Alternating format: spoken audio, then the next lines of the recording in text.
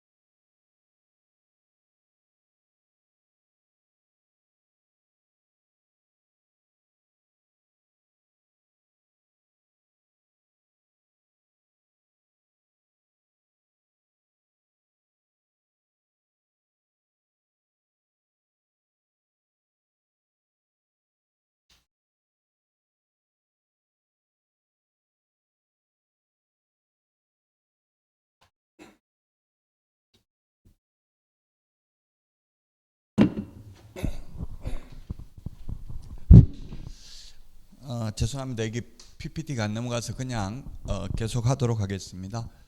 52번입니다. 52번. 개업공개사 갑은 A 소유의 전용 면적 85제곱미터인 업무용 오피스텔을 B와 보증금 2,600만 원, 월차임 20만 원의 임대차 계약을 중개하였다. 갑이 A와 B로부터 받을 수 있는 최고 요율에 따른 중개보수 총액은 얼마인가 이렇게 돼 있네요. 85제곱미터 이하 주거용 오피스텔의 경우에는 지금 뭐예요? 주거용 오피스텔이 아니고 뭐라고 돼 있어요? 업무용이니까 0.9%죠. 주거용이면 매매는 0.5, 임대차는 0.4인데 업무용은 매매든 임대차든 0.9입니다.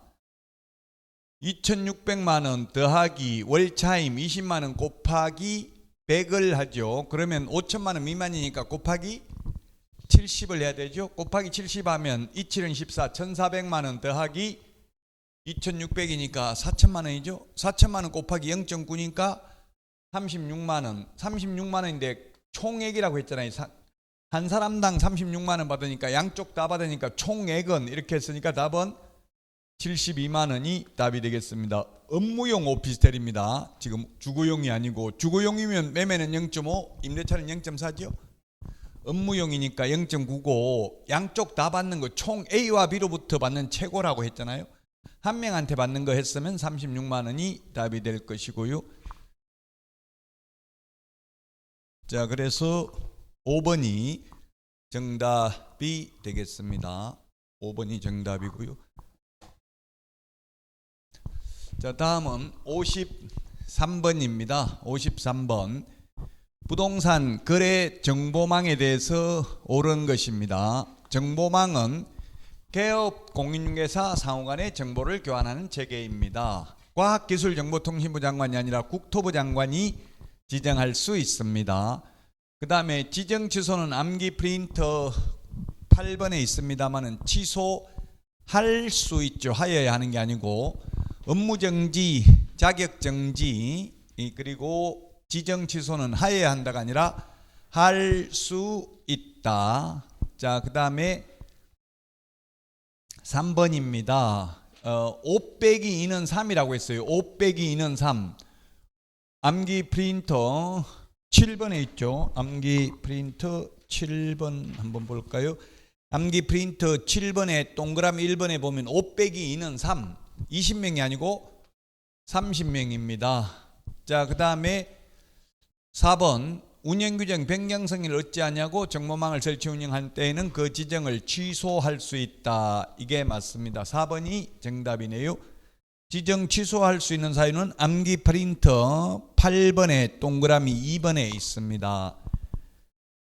맞습니다. 그 다음에 5번에 개업 공개사가 거짓 정보를 공개한 경우에는 업무정지죠. 개업 공개사는 업무정지입니다. 암기 프린터 55번에 동그라미 7번에 있습니다. 7번. 동그라미 6번에 보면 거래정보사업자가 거짓 정보 공개하면 지정을 취소할 수 있고 1년 이하의 징역이나 1,000만 원 이하의 벌금에 처합니다. 자, 그래서 4번이 정답이 되겠습니다. 4번이 정답이 되겠고요. 자, 다음은 54번입니다. 54번. 경매에 대한 설명으로 옳은 것입니다. 옳은 것. 경매는 기출문제 위주로 볼 수밖에 없어요. 워낙 방대하고 330개 조문에서 시험에 한 문제 나오니까요. 우리 공인중개사법보다 공부할 분량이 10배 많아요. 근데 시험은 한 문제밖에 안 나오니까 그걸 다 할 수는 없고 기출문제 위주로 보시는 수밖에 없습니다. 옳은 것은 했는데, 자, 1번을 보니까 최초 매각길 이후 배당 요구하면 된다 했는데, 배당 요구는 배당 요구 종기까지 해야 되고요. 종기가 마지막 길이죠. 그 배당 요구의 종기는 첫 매각길 이전의 날로 정해서 공고하도록 되어 있습니다. 그래서 최초 매각길 이후는 안 됩니다. 배당 요구 종기까지 배당 요구를 해야 됩니다. 자, 그 다음에 매각 대금 지급이 기한이 경과한 날부터 소유권을 취득하는 게 아니라 매각 대금을 다 낸 때에 돈 다 내면 소유권을 취득한다 라고 되어 있습니다. 법조문에. 민법 187조가 적용됩니다. 자, 그 다음에 항고보증금은 매각 대금의 10%입니다. 암기 프린터 56번에 맨 밑에 10분의 1에 동그라미 3번에 있습니다. 항고보증금은 매각 대금의 10분의 1이고 매수보증금은 암기 프린터 56번 맨 밑에 10분의 1에 동그라미 1번 최저 매각 가격의 10분의 1입니다. 자, 그 다음에 4번은 매각 방법은 두 가지가 아니라 기일 입찰, 기간 입찰, 그 다음에 호가 경매 세 가지입니다. 세 가지. 기일 입찰, 기간 입찰, 호가 경매 세 개입니다.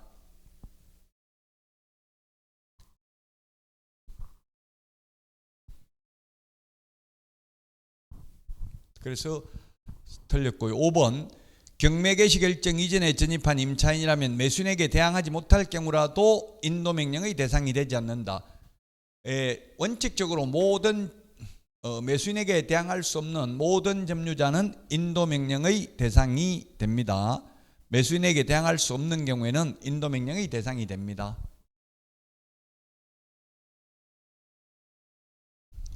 그래서 매수인에게 대항하지 못한다고 했으니까 대항하지 못하는 경우에는 정당한 권한에 의해서 매수인에게 대항할 수 있는 점유자만 명도 소송의 대상이 되고요.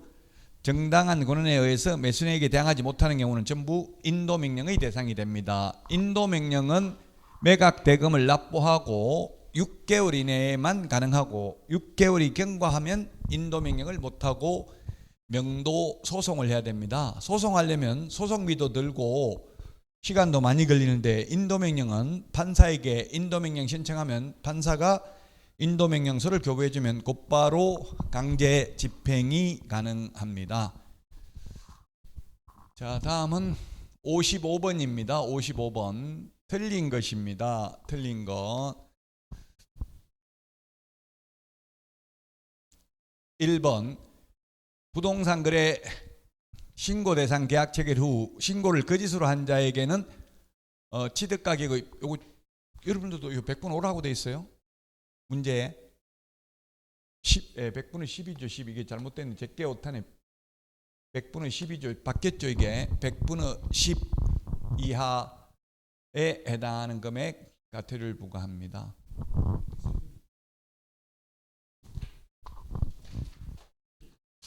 어, 100분의 10 이하로 바뀌었습니다.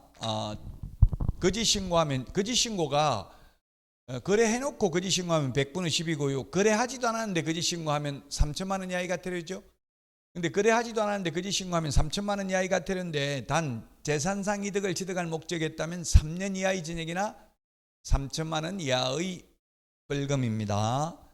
이거는 암기 프린터 51번에 맨 밑에 두 번째 까만 별표에도 있고요. 그 다음에 56번 맨 밑에 동그라미 7번에도 있습니다. 100분의 10으로 바뀐 거는. 자, 2번처럼 계약 체결하지 않았음에도 거짓으로 신고하면 3천만 원 이하의 과태료, 단 재산상 이득을 취득할 목적이면 2번이 3년 이하의 징역이나 3천만 원 이하의 벌금이라고요. 자, 그 다음에 해제 신고도 30일 이내에 해야 되고요. 안 하면 500만 원 이하의 과태료고, 자, 그 다음에 계약이 해제되지 되지 않았음에도 불구하고 거짓으로 해제 신고하면 3천만 원 이하의 과태료, 단 이것도 재산상 이득을 취득할 목적이었다면 3년 이하의 징역이나 3천만 원 이하의 벌금이고요. 거래 대금 지급 증명 자료 외의 자료를 제출하지 않거나 거짓으로 제출한 경우에는 3천만 원 이하의 과태료입니다. 입니다가 아니라 틀렸죠. 이게 500만 원 이하의 과태료죠. 외가 들어가면 500만 원 이하의 과태료입니다. 외가 들어가면 자료 외의 자료를 거래 대금 지급 증명 자료 외의 자료를 제출하지 않는 경우 500만 원 이하의 과태료. 암기 프린터 51번에 맨 밑에 동그라미 3번 그리고 동그라미 3번 밑에 바로 까만 별표에 나와 있습니다. 거래 대금 지급 증명 자료 제출하지 않는 경우는 3천만 원 이하의 과태료, 그 외의 자료를 제출하지 않는 경우는 500만 원 이하의 과태료입니다. 자, 그래서 5번이 정답이고요. 1번은 거짓 신고하면 100분의 5가 아니라 100분의 10 이하의 과태료 대상이 되겠습니다.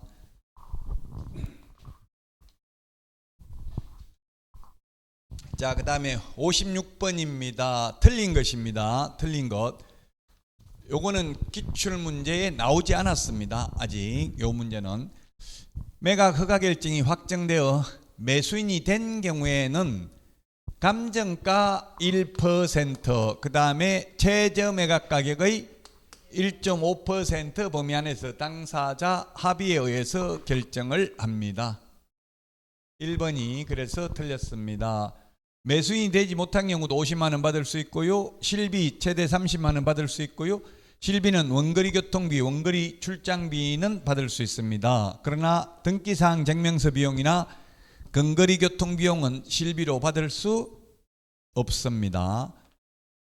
1번이 답인데요. 시험에 나온 적이 없기 때문에 이 정도만 하고 넘어가겠습니다. 물론 우리 암기 프린터 52번에 보면 나와 있죠. 52번에 13번에 있잖아요. 13번. 52번에 13번에 보니까 매수인이 된 경우에는 감정가 1%라고 했는데 지금 칠판에는 1.5%라고 되어 있잖아요. 1번이. 그래서 틀렸습니다. 자, 다음은 57번입니다. 자진신고하면 과태료 감면 대상에 해당하는 것은 암기 프린터 47번에 보면 자진신고해도 면제 감경 대상이 아닌 게 6개가 있는데요. 1번부터 3번이 3천만 원 이하의 과태료입니다. 거래하지도 않았는데 거짓으로 신고한 경우, 해제되지도 않았는데 거짓으로 해제 신고한 경우, 3번 거래 대금 지급 증명 자료 제출하지 않는 경우, 4번 거래 대금 지급 증명 자료 외의 자료를 제출하지 않는 경우, 5번 30일 이내에 부동산 거래 신고하지 않는 경우, 6번 30일 이내에 해제 등이 되었음에도 불구하고 해제 신고하지 않는 경우는 감면 대상에 해당하지 않습니다. 1번 해당하지 않고요. 2번 안 되고요. 3번 해당되네요. 외국이 이거는 3번은 47번에 있는 게 자진신고해도 면제 감경 대상이 아닌 것이죠.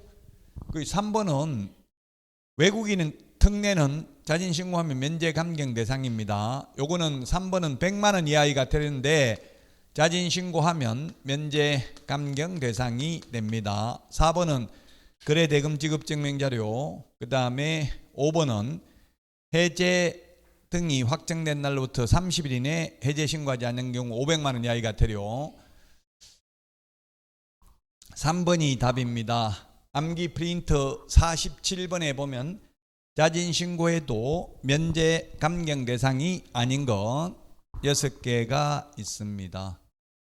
자, 다음은 58번입니다.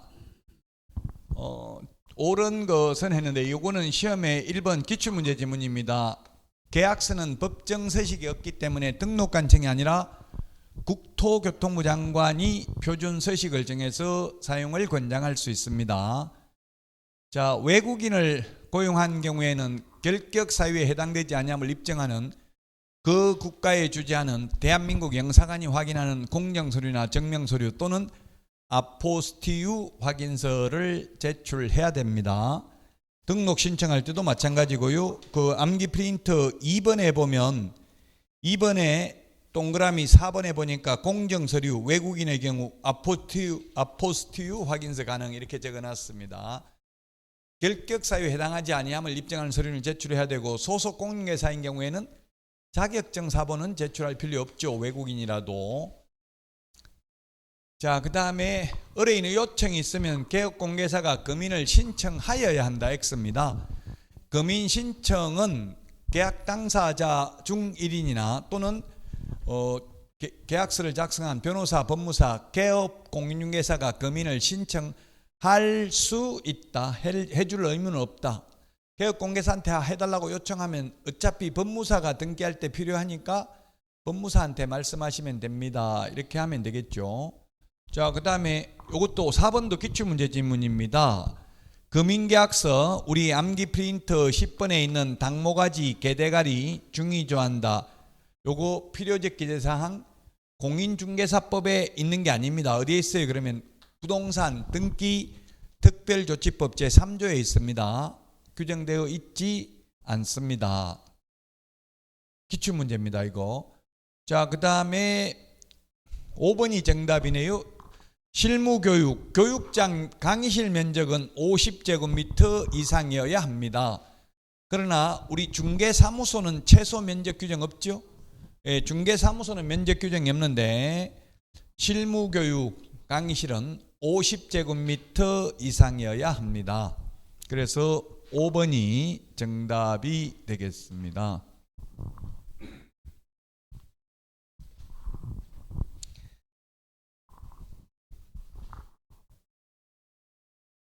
자, 다음은 59번 보겠습니다.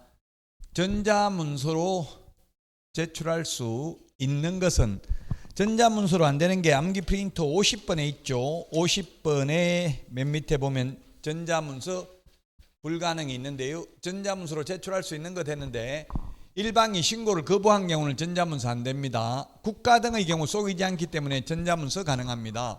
전자문서를 안 되도록 하는 것은 담당 공무원이 사실 여부를 확인하도록 하기 위한 것입니다. 자, 그 다음에 거래 당사자 주소, 전화번호, 휴대전화번호 정정 신청, 요거는 단독으로 가능하니까 전자문서 안 되고요. 그 다음에 면적 변경 없는 상태에서 가격 변경 신고도 계약서 등을 가지고 공무원한테 가서 보여주어야 합니다. 그러나 당사자가 공동으로 부동산 거래 신고나 해제 신고는 전자문서 가능합니다. 그 다음에 가격 중 분양 가격, 선택 품목, 변경 신고, 암기 프린트 15번에 있는데 이것도 단독으로 가능하기 때문에 담당 공무원이 사실 여부를 확인해야 되므로 전자문서 불가능합니다. 가능한 거 2번입니다. 전자문서 불가능한 게 암기 프린트 50번 맨 밑에 있고요. 자, 정답 2번이 되겠습니다.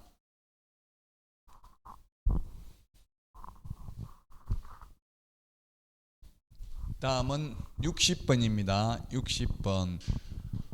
옳은 것은 했는데 1번 개업 공인중개사는 중개를 의뢰받은 경우 중개 완성된 후에 설명하는 게 아니라 중개 완성되기 전에 설명해야 되죠. 중개 완성이 계약 성립이에요. 확인 설명은 계약 성립되기 전에 미리 설명을 해야 됩니다. 그 다음에 실무교육 강사 되려면 공인중개사 등으로서 3년 이상 유경험자여야 합니다.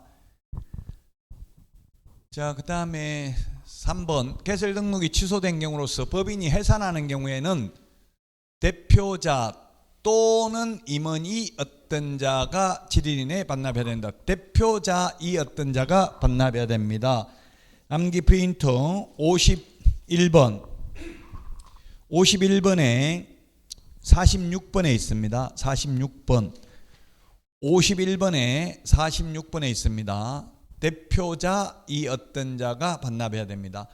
매수 신청 대리인 등록증은 거기 47번에 보니까 대표자 또는 임원이죠. 47번에 보면. 자, 그 다음에 4번 인터넷 표시 광고 모니터링 업무 수탁기관은 기본 모니터링 업무를 수행하려면 모니터링의 대상, 모니터링 체계 등을 포함한 다음 연도 모니터링 기본계획서를 매년 12월 31일까지 국토교통부 장관에게 제출해야 됩니다. 수시 모니터링은 필요한 경우 제출하면 되겠고요. 자, 그 다음에 5번 이 법 또는 사기, 사문서 위조, 변조, 횡령, 배임 등으로 금고 이상 집행유예 받은 경우 자격을 취소해야 된다 했는데 이 법 또는 사기, 사문서 위조, 병 또는 이게 뭐 이 법 또는이 아니라 둘 중에 하나가 아니라 미시입니다. 이 법 공인중개사법 위반도 마찬가지고 요거는 사기, 사문서 위조 이게 공인중개사의 업무와 관련된 거라고 법에 돼 있죠. 공인중개사의 업무와 관련해서 만약에 예를 들어서 친구들끼리 개 모임하다가 갯돈 떼먹고 도망가도 사기죄인데 그런 경우는 자격 취소되지는 않습니다.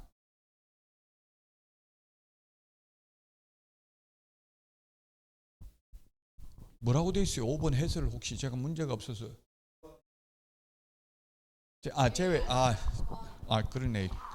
저도 이게 갑자기 헷갈리네. 집행유예 제가 문제를 안 가지고 있어가지고 그런데 집행유예 포함이네. 자세히 읽어봐야 되는데 이게 대충 보면 틀리기 쉬워요.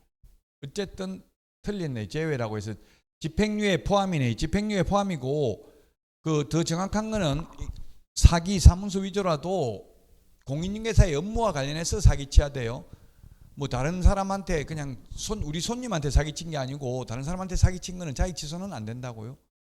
의뢰인한테 사기를 친 경우 예를 들면 대표적인 게 이게 사기가 뭐냐면 세입자한테는 전세라고 전세금 받아가지고 주인한테는 월세라고 돌려막기 하다 사고 나고 이런 게 사기죄거든요. 그런 경우는 자의 취소됩니다. 예, 집행유예 제외가 아니라 포함이네요. 포함. 끝까지 이걸 잘 읽어야 되는데 오히려 지금 시험 임박하면 수험생들이 강사보다 더 잘 풀어요. 강사들은 맨날 강의만 해봤지 실제 시험은 저도 지금 시험 안 본 지 한 10년 됐어요. 옛날에는 계속 봤는데 요즘은 자격증이 있으면 못 보도록 막아가지고 볼 수가 없어요. 이 시험을 봐야 자꾸 감각이 되살아납니다. 실제 그래 모의고사를 봐야 돼요. 내용은 대충 알고 있어도 또 시험 보면 다 틀리잖아요. 틀리는 거 연습을 계속 하셔야 돼요. 자, 61번입니다. 틀린 것은 했는데 기출문제 지문입니다. 1번은 등록 신청서에는 공인중개사 법인만 있다. 즉 부칙개공은 없다는 이야기예요. 부칙개공은 신규 등록이 안 되기 때문에 그렇죠. 맞습니다. 2번은 무등록 중개업자가 중개를 했다 하더라도 매매계약 자체가 무효가 되는 건 아닙니다. 단 무등록 중개업자는 3년 이하의 징역이나 3천만 원 이하의 벌금을 받을 뿐 무자격자가 소개했다고 계약 자체가 무효가 되는 것은 아니다. 즉 효력 요건은 아니고 적법 요건입니다. 자, 그 다음에 3번 자격정지 처분을 받은 날로부터 6개월이 경과한 공인중개사는 법인인 개업공개사의 임원이 될 수 있다 했는데 자격정지 처분을 받은 날부터 6개월이 경과한 공인중개사는 법인인 개업공개사의 임원이 될 수 있다. 이것도 조금은 이제 이 기출문제인데 취지는 맞는데 이건 정확하게 말하면 자기 회사 임원은 될 수 있는데 남의 회사가 취직하면 이중소속이라서 안 되겠죠. 기출문제인데 기출문제도 상대적으로 풀어야 돼요. 그래서 결론은 이 3번은 뭐냐면 자격정지 업무정지는 최대 6개월이니까 6개월 끝났으니까 이제 결격사에서 벗어났다는 의미입니다. 그렇다고 해도 지금 두 군데 회사에 근무할 수는 없잖아요. 그 자기 회사 임원은 될 수 있다 이 뜻이고요. 그 다음에 업무정지는 제척기간 3년입니다. 그 사유가 발생한 날로부터 3년이 지난 때에는 일을 할 수 없고요. 5번 자격 취소 처분을 받은 공인중개사인 개업공개사는 그 사무소 소재지 관할 시도지사, 사무소 소재지 관할 시도지사가 아니라 교부한 시도지사입니다. 암기 프린트 그래서 5번이 답이고요. 암기 프린트 54번 맨 밑에 54번 맨 밑에 1번부터 5번까지 전부 교부한 시도지사, 6번 청문과 7번 의견 진술 귀에 부여만 사무소 관할 시도지사죠. 법조문에는 청문을 사무소 관할 시도지사가 해야 된다 이렇게 돼 있지 않고 법조문에는 뭐라고 돼 있냐면 자격증을 교부한 시도지사와 사무소 관할 시도지사가 서로 다른 경우에는 사무소 관할 시도지사가 자격정지, 자격 취소 처분에 필요한 절차를 모두 이행한 후 교부한 시도지사에게 통보해야 된다 이렇게 돼 있죠. 자격 취소에 필요한 절차가 바로 청문이라고요. 자격 정지에 필요한 절차가 의견 진술 귀에 부여고요. 그래서 5번이 정답이 되겠습니다.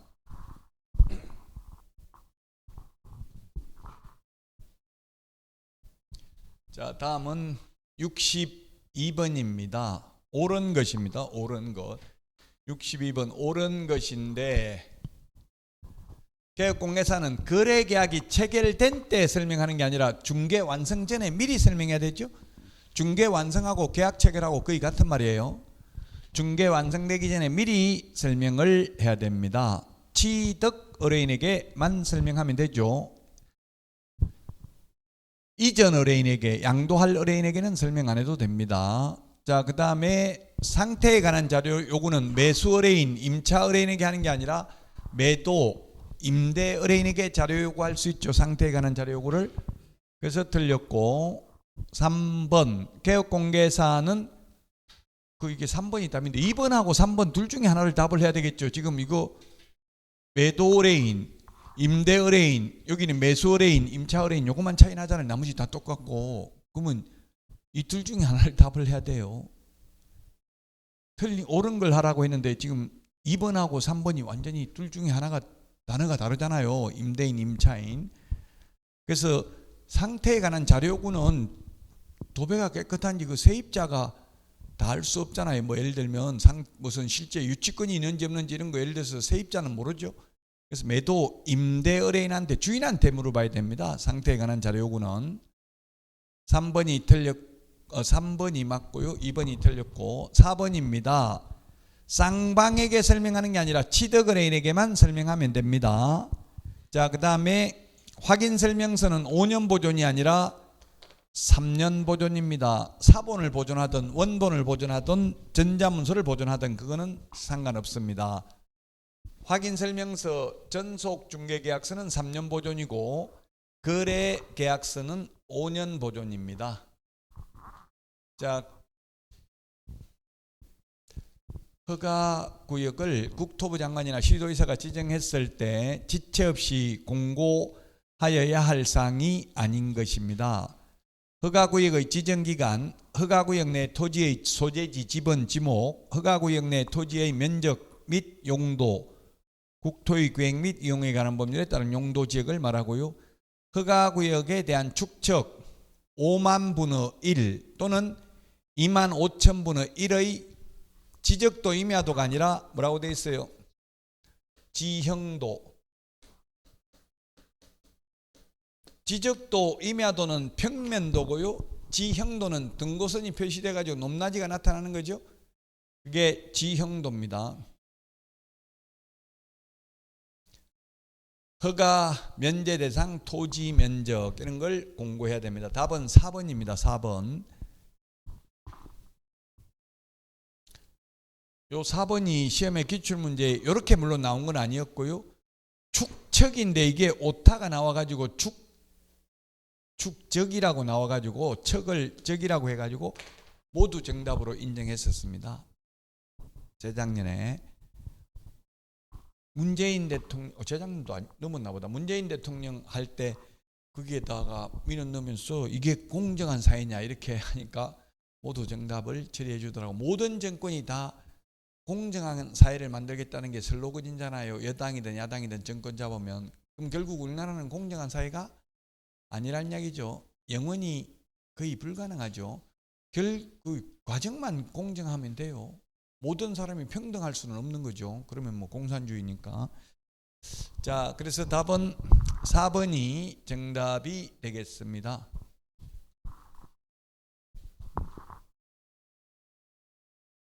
다음은 64번입니다. 중개 보수에 대해서 옳은 것입니다. 옳은 것.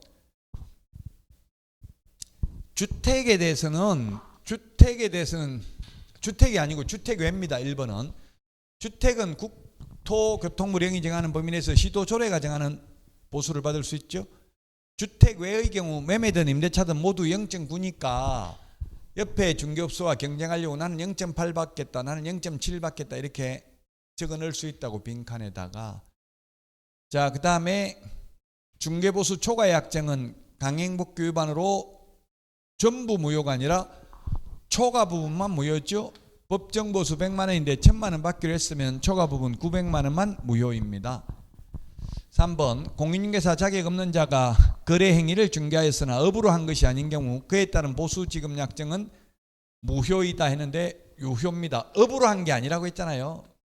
무등록 중개업자는 아니라는 이야기입니다. 업자라는 것은 직업적으로 한 사람이죠.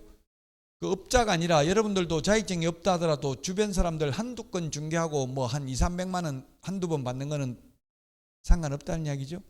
무등록 업자는 보수를 못 받지만 업으로 한 게 아니고 우연히 한두 번 했다면 사회통념상 과다하지 않는 보수는 받아도 됩니다. 그러나 무등록 업자는 못 받습니다. 4번 무등록 업자는. 업자란 직업적으로 하는 사람이에요.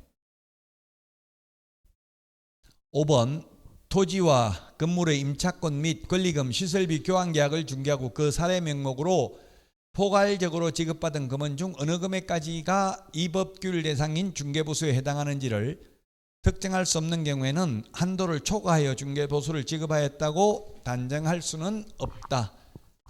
예를 들면 5번이 답입니다.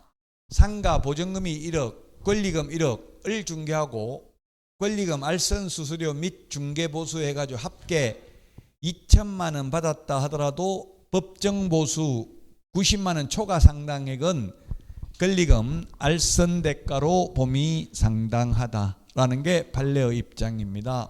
5번이 그래서 옳은 정답이 되겠고요. 자, 다음은 65번입니다. 외국인 부동산 취득 등에 관한 특례의 설명으로 옳은 것입니다. 1번 외국인이 증여계약을 체결한 경우에도 신고 대상이고요. 입주권 분양권도 신고 대상입니다. 그 다음에 허가는 건축물은 허가 대상이 아니고 토지만 허가 대상입니다. 취득할 수 있는 권리도 허가 대상은 아닙니다. 외국인 부동산 취득 특례입니다. 특례. 자, 5번이 답이네요. 신고관청은 외국인 토지 취득 허가 내용을 매 분기 종료일로부터 1개월 이내에 시도지사에게 제출해야 된다. 암기 프린터 45번에 11번에 있습니다. 세종특별자치시장은 직접 국토부 장관에게 제출해야 되고요. 12번에 보니까 제출받은 시도지사가 제출받은 날로부터 1개월 이내에 국토교통부 장관에게 제출해야 된다. 암기 프린터 45번에 있습니다. 그래서 5번이 정답이 되겠고요. 그 다음에 66번입니다. 틀린 것은 했는데 등록 신청 시 실무교육을 위탁받은 기관 또는 단체가 실무교육 수료 여부를 등록관청이 전자적으로 확인할 수 있도록 조치를 한 경우 실무교육 수료증 사본을 제출할 필요가 없습니다. 그 다음에 중개사무소 개설 등록 신청할 때는 여권용 사진 한 매고요. 매수 신청 대리인 등록 신청의 경우 여권용 사진 2매를 제출해야 됩니다. 시험에 2번, 3번 2매인지 1매인지 시험에 나온 적은 없습니다. 근데 좀 다르니까 서로 한번 구분을 해볼 필요가 있고요. 인장 등록, 변경 등록 모두 전자문서 가능합니다. 그 다음에 5번 전자문서에 의한 고용신고는 불가능하다 했는데 고용신고는 전자문서 가능하고요. 시행규칙 8조에 있는데 고용관계 종료신고는 전자문서 안 됩니다. 고용신고는 전자문서 되는데 고용관계 종료신고는 전자문서 안 됩니다. 그래서 5번이 정답이 되겠습니다. 자, 다음은 옳은 것인데요. 협회는 대통령령이 정하는 바에 따라가 아니라 정관이 정하는 바에 따라 시도에 지분을 둘 수 있습니다.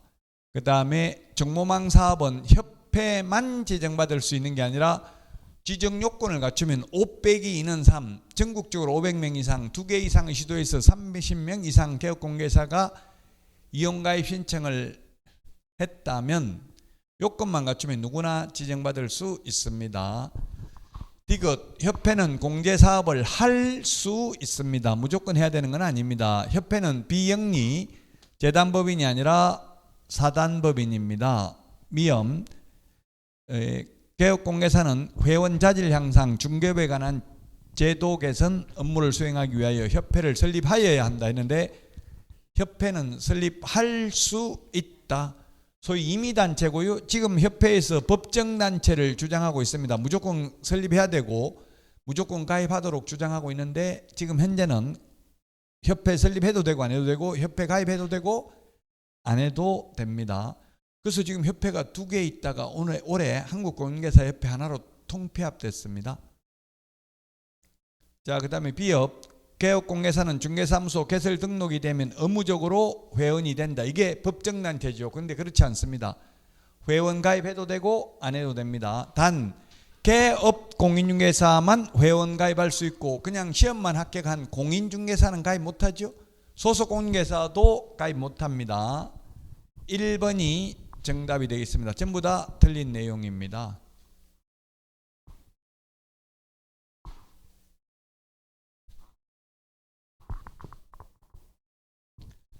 68번입니다.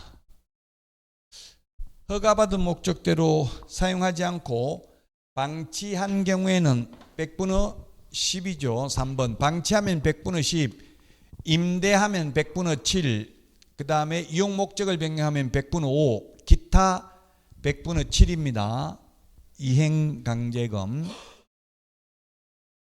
10% 범위 내에서 부과할 수 있습니다.